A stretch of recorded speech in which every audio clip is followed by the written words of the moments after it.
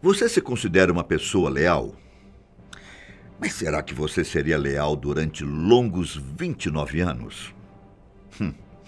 O caso que eu vou contar hoje pode parecer história de filme ou mesmo de ficção.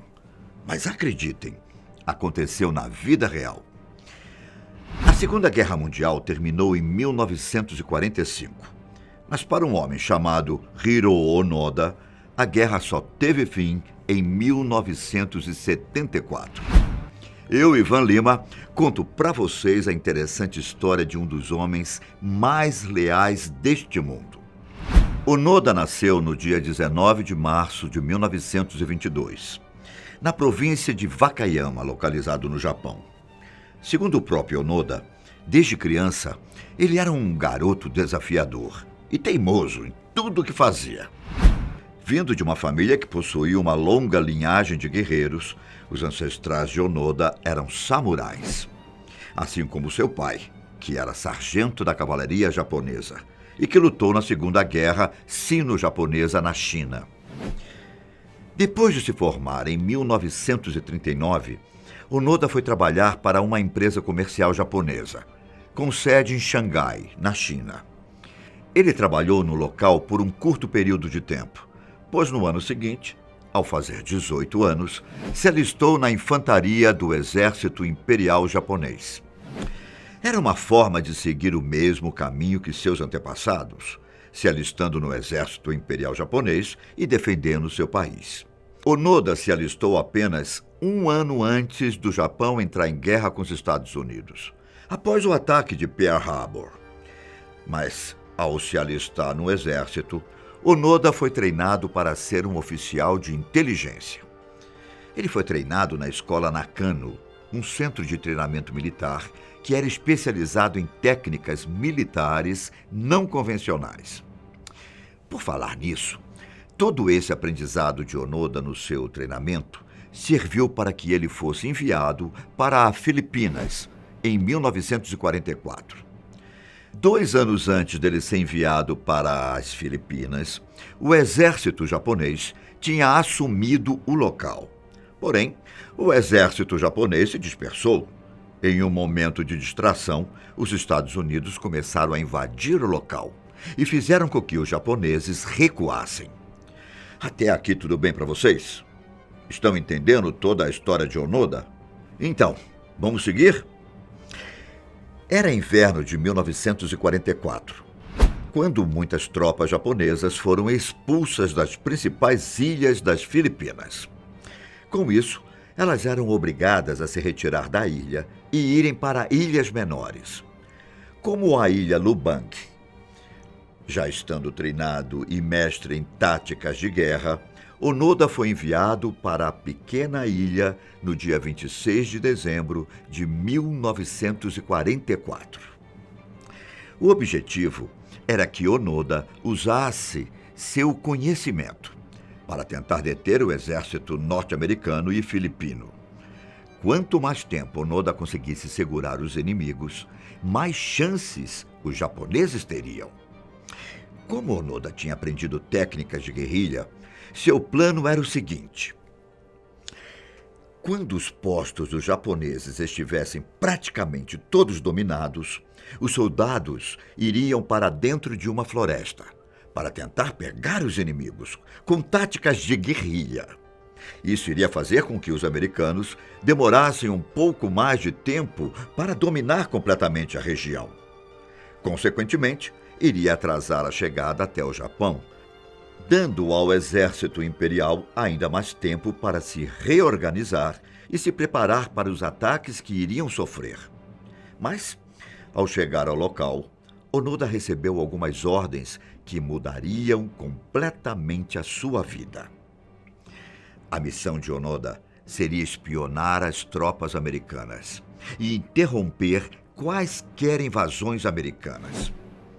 As ordens dadas a ele também diziam que ele jamais poderia se entregar ou tirar sua própria vida, e que todo o processo poderia levar 3, 5 e até 10 anos, mas que um dia voltariam para buscá-lo.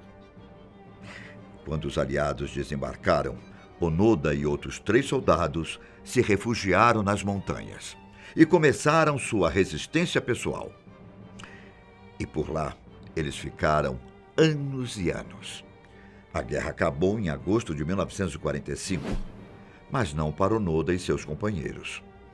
Muitas vezes, Onoda e seus 3 soldados tiveram notícias de que a guerra tinha terminado, mas eles não queriam ou preferiam não acreditar no que estavam escutando. Para Onoda, tudo o que ele lia sobre a rendição dos japoneses eram notícias falsas e inventadas. Até porque não é da natureza dos japoneses se entregarem com tanta facilidade. Segundo o Bushido, um código de conduta e modo de vida para os samurais, a ideia de rendição é algo vergonhoso para esses guerreiros. E talvez por isso, Onoda e seus companheiros não acreditaram que seu país tinha se rendido. O problema é que os anos foram se passando. Os conflitos já tinham ficado para trás, mas os 3 soldados continuavam lutando. Onoda e seus amigos sobreviveram dentro das florestas filipinas, com uma dieta à base de arroz, coco e carne de vaca, que era adquirida durante as operações agrícolas. Durante o ano de 1945, Onoda até percebeu que os combates não estavam acontecendo mais, mas nunca sonhou que o Japão tinha se rendido. Pela falta de informação, Onoda continuou matando fazendeiros locais e tendo combates frequentes com as autoridades locais. Com o passar dos anos, vários panfletos chegaram até as mãos de Onoda. Mas como Onoda tinha sido treinado pela inteligência, ele dizia que os panfletos eram uma tática dos Estados Unidos para que muitos soldados japoneses se rendessem. Para ele, era tudo propaganda enganosa, algo que ele mesmo tinha aprendido durante seus treinamentos. Descartando completamente a ideia de rendição, os homens continuaram lutando a guerra. Um dos soldados que acompanhava Onoda, Yoshi Akatsu, começou a perceber que tudo o que havia nos panfletos poderia ser verdade. Ele então se afastou da sua unidade e passou a viver sozinho. Depois de 6 meses, exatamente em março de 1950, Akatsu se rendeu ao exército das Filipinas. Depois de se render, Akatsu até disse que havia mais soldados japoneses na ilha e que os Estados Unidos resolveram intervir.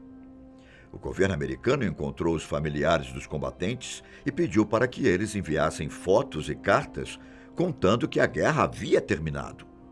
As mensagens foram espalhadas por toda a ilha no ano de 1952, mas Onoda deduziu que os japoneses tinham sido dominados e que os familiares tinham sido obrigados a obedecer os americanos. Após muitos e muitos anos lutando juntos, em 1972, os 2 companheiros de Onoda foram mortos, em um confronto com os moradores locais. Agora, Onoda estava sozinho, mas isso não faria com que ele se entregasse. Era Onoda contra todo o exército filipino. O povo japonês então ficou sabendo da história de Onoda e ficou completamente admirado com a lealdade do soldado. Um dos japoneses que ficou encantado com a história de Onoda foi um aventureiro chamado Norio Suzuki. O aventureiro dizia que queria fazer 3 coisas: encontrar o tenente Onoda, ver um urso panda de perto e conseguir encontrar o abominável Homem das Neves. Ele conseguiu o que queria, ao menos o que era possível realizar. Em 1974, 2 anos depois de Onoda perder os companheiros, Suzuki foi a Filipinas e conseguiu encontrar Hiroo Onoda.